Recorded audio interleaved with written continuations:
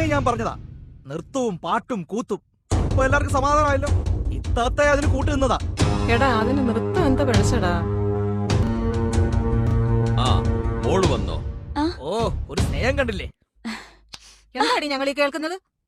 എന്താ ഉമ്മ? നിനക്കാ മാനേജരോട് മോനുമായി എന്താ ബന്ധം? ബാപ്പ കേൾക്കുന്നതെല്ലാം നേരാണോ മോളെ? നേരാണ് ബാപ്പ.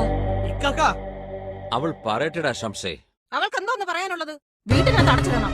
പാട്ടും ഡാൻസും. നിന്നെ ഞാനും കുറെ സപ്പോർട്ട് ചെയ്തതാ. എന്റെ കുടുംബക്കാരറിഞ്ഞ ഞാൻ ഈ നാണക്കേട് എങ്ങനെ സഹിക്കണോ? ആരും നാണം കേളണ്ട. ബാപ്പയും കൊച്ചാപ്പയും ഒന്ന് മനസ്സിലാക്കണം.